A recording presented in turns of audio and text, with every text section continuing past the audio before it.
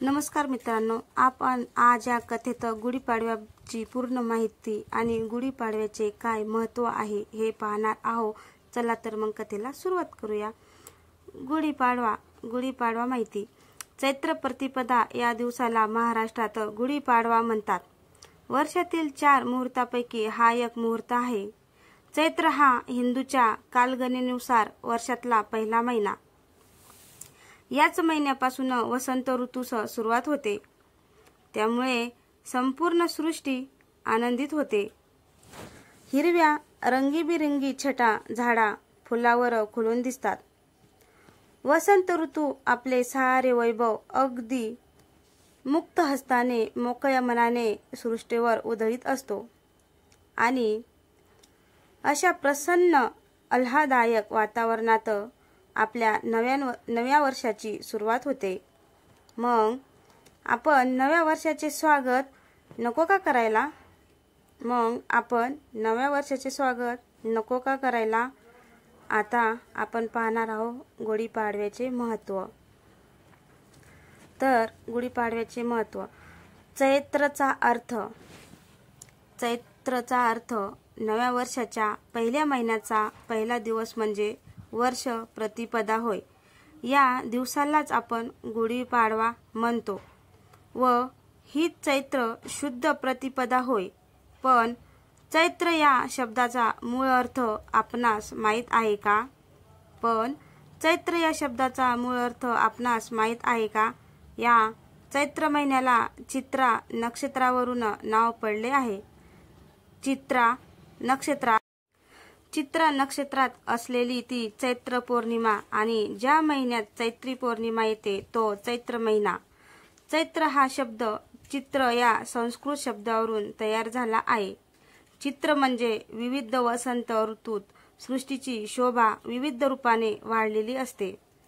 अशा या नयनरम्य चैत्र महिन्याचा पहिला दिवस वर्ष प्रतिपदा म्हणून साजरा केला जातो. हिंदू संस्कृतीतील पहिला सण हा गुढीपाडवा आणि सर्वात महत्त्वाचे म्हणजे आपण महाराष्ट्रात शालिवाहन शक पद्धत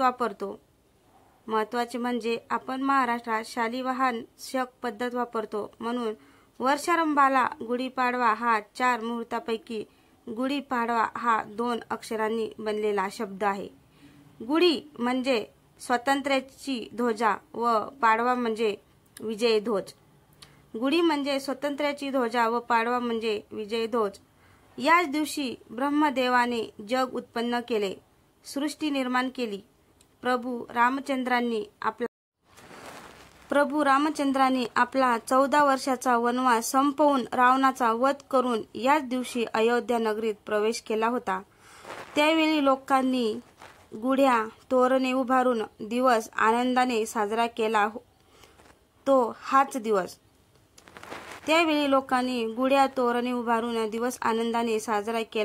हाच दिवस.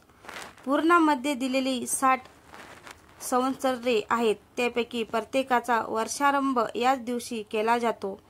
शालिवाहन राजाने शकाचा पराभव केला त्यामुळे हा दिन विजय दिन म्हणून ओळखला जातो. शालिवाहन राजाने शकाचा पराभव केला म्हणून त्यामुळे हा दिन विजय दिन म्हणून ओळखला जातो.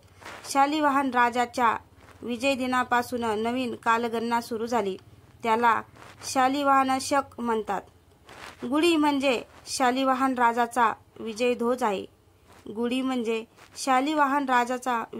आहे. प्राचीन काली चेदी देशात वसु नावाचा राजा राज्य करीत होता.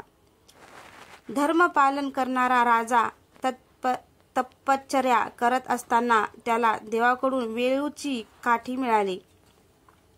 राजाने त्या काठीला शृंगारून भक्तिभावाने तिची पूजा करून ती आपल्या राज्य भवनासमोर उभी केली. तेव्हापासून गुढी उभारण्याची प्रथा सुरू आहे. गुढी आपल्याला काय सांगते? आता आपण पाहणार आहोत गुढी आपल्याला काय सांगते. मुलांनो, नवीन वर्ष सुरू झालंय. नवीन विचार करा, संकल्प करा. सद्विचार सदाचार यांची झेप आकाशाला गवसणी घालू द्या. मी जशी उंच आहे निळ्या निळ्या आकाशाने नाते सांगते. मी जशी उंच आहे निळ्या निळ्या आकाशाशी नाती सांगते आहे तशी तुमची प्रगती होऊ द्या. सेवेत सातत्य असू द्या. आता आपण पाहणार आहोत गुढीपाडवा पूजाविधी. या दिवशी सर्व सेवकऱ्यांनी सूर्योदयापूर्वी अभ्यंग स्नान करून कडुलिंबाचा कोवळा पाला फुले स्वच्छ धुवून गुढीच्या टोकाला सोवळे किंवा कोरे वस्त्र कडुलिंबाच्या पाल्यासहित बांधावे. त्यावर एक तांब्याचा कलश पालथा ठेवावा. त्याला साखरेचे कंगन हार घालावे व पुढील ध्यानमंत्र म्हणावा.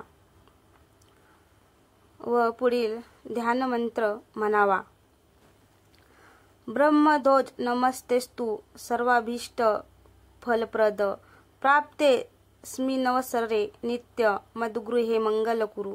हा मंत्र म्हणून झाल्यावर ओम ब्रह्मध्वजाय नमा, ओम ब्रह्मध्वजाय नमा या मंत्राने गुढीची पंचोपचार पूजा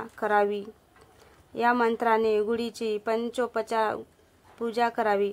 पूजा झाल्यावर गुढी घराबाहेर उंच ठिकाणी उभारावी. नंतर नवीन पंचांगाचे पूजन करावे.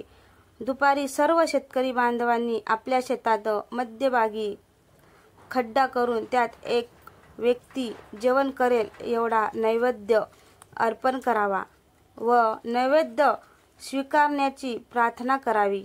नंतर एक वडाची मुळी व अंगारी हिरडा कुटुंब प्रमुखाने हातात धरून त्यावर एक माळ सामुदायिक जप श्री स्वामी समर्थ, श्री स्वामी समर्थ मंत्राचा करावा.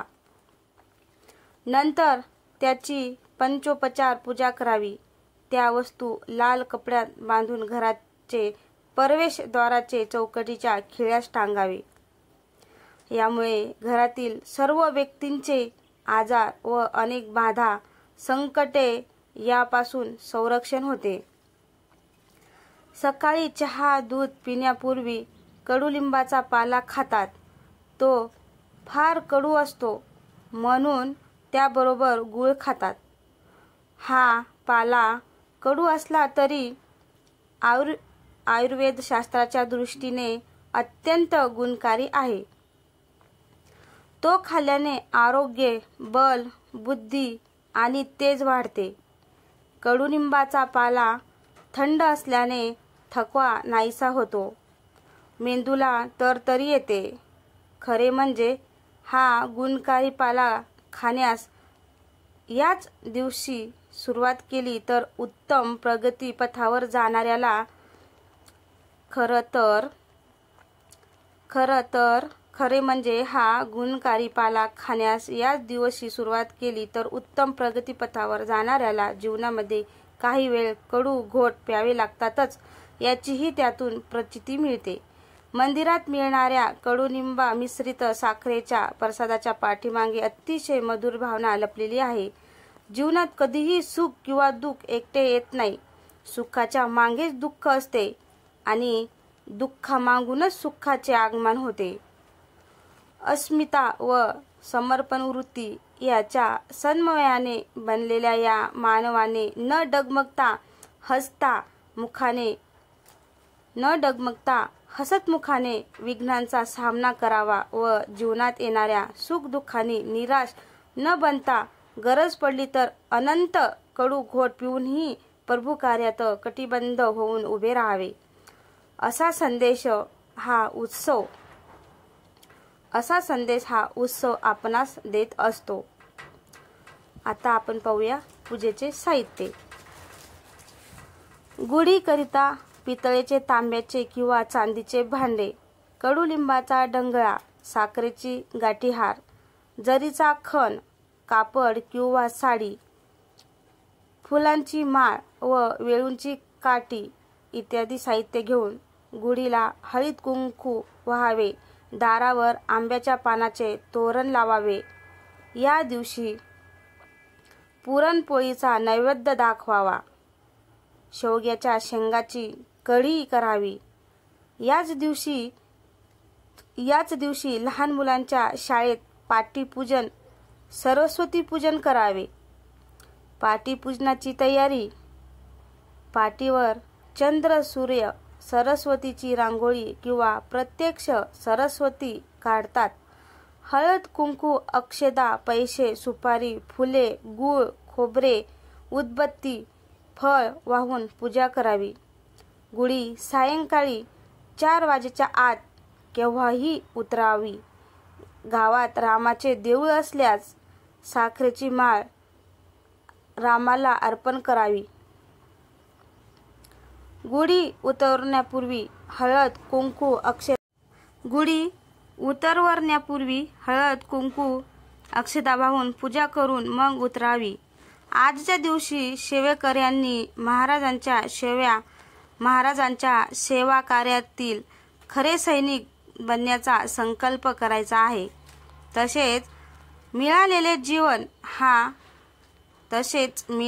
जीवन हा महाराजांचा प्रसाद आहे आणि मिळत असलेले वैभवही महाराजांचे पादोदक आहे. ही भावना, श्रद्धा दृढ करायची आहे व महाराजांच्या सेवा कार्याला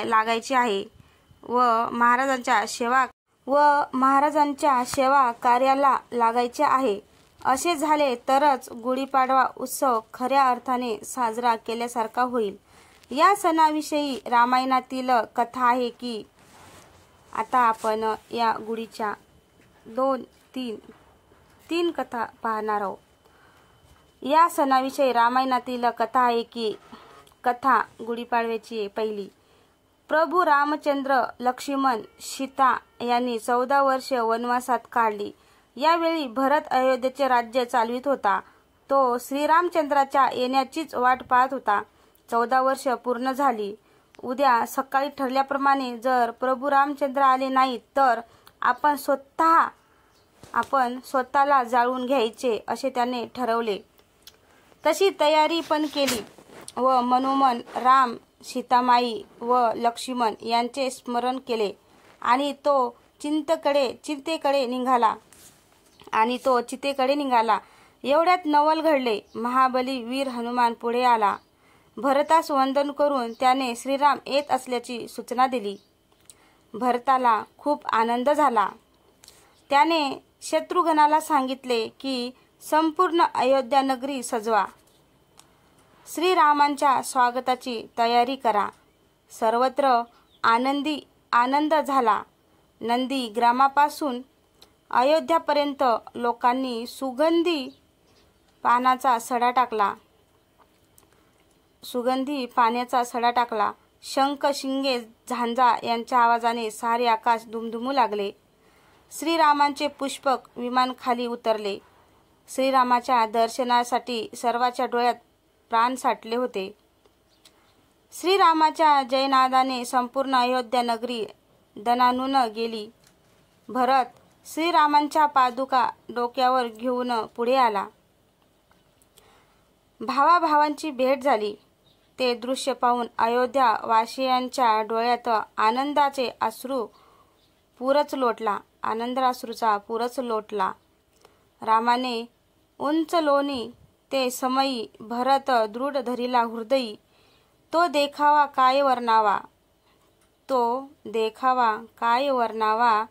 लोकांनी घरोघरी मोठ्या आनंदाने तोरणे बांधली, गुढ्या उभ्या केल्या व आपला आनंद व्यक्त केला. तोच हा दिवस म्हणजे गुढीपाडवा. तेव्हापासून ही परंपरा सुरू झाली. आता गुढीपाडव्याची कथा 2. चेदी नावाचा एक देश होता. तिथे वसू नावाचा राजा राज्य करीत होता. राजा मोठा गुणी आणि धार्मिक होता. त्याच्या राज्यात प्रजा सुखी समाधानी होती. पण पुढे त्याच्या मनात वीरभक्तीचे विचार आले. त्याने राजवाडा सोडला, राज्य सोडले, अरण्यात गेला व तपश्चर्या करू लागला. राजाची तपश्चर्या पाहून परमेश्वर प्रसन्न झाले. त्यांनी राजाला विमान आणि वेळूची एका काठी दिली व सांगितले, राजा परत आपल्या राज्यात जा, सुखाने राज्य कर, प्रजेला सुखी ठेवी. ही पूजाच मला आवडेल. कर्तव्य मन लावून प्रामाणिकपणे करणे हीच ईश्वराची पूजा आहे. तेव्हा तुझे कर्तव्य कर. परमेश्वराच्या कृपेने राजा आनंदी झाला. त्यांची आज्ञा मानून तो राज्यात आला. राजाला प्रसन्न होऊन परमेश्वराने त्याला प्रसाद दिला. त्या दिवसाची आठवण ठेवण्याकरिता राजाने त्या वेळूच्या काठीला शृंगारले, तिची पूजा केली. ती या गुढीपाडव्याच्या दिवशी. तेव्हापासून गुढीपाडवा हा सण प्रचारात आला असे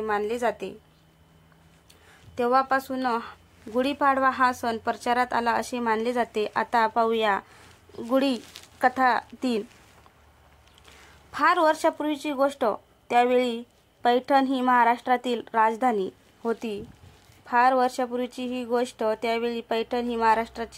होती. प्रतिष्ठान असे या नगरीचे नाव होते. तिथे एक राजा होऊन गेला. शालिवाहन असे त्याचे नाव. राजा अतिशय पराक्रमी, न्यायी आणि शूर होता. याच कालामध्ये असलेला राजा शक आणि त्याचे सैन्य वेळोवेळी राज्यावर स्वारी करत होते. जनतेची लूट अत्याचार हे प्रकार अनेकदा झाले होते. शक राजावर शालिवाहनाने स्वारी केली व त्याचा पराभव केला. त्यामुळे लोकांचे हाल कमी झाले. लोकांना आनंद झाला. शालिवाहनाच्या पराक्रमाचा हाच विजय दिन म्हणजे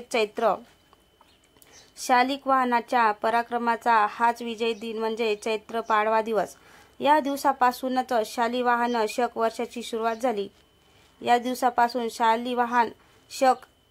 वर्षाची सुरुवात झाली. दक्षिण भारतात हाच वर्षारंभ मानतात. या दिवशी ब्रह्मदेवांची वेगवेगळ्या पद्धतीने पूजा करतात. नवे पंचांग आणून त्यांची पूजा करतात. तर मित्रांनो, तुम्हाला गुढीपाडव्याची पूर्ण माहिती, विधी आणि गुढीपाडव्याच्या कथा आणि गुढीपाडव्याचे महत्त्व या कथेत तुम्हाला सांगितलेले आहे. तर कथा आवडल्यास लाईक, कमेंट, शेअर करायला विसरू नका. तसेच चॅनलवर कोणी नवीन असेल तर चॅनलला सबस्क्राईब करा. धन्यवाद.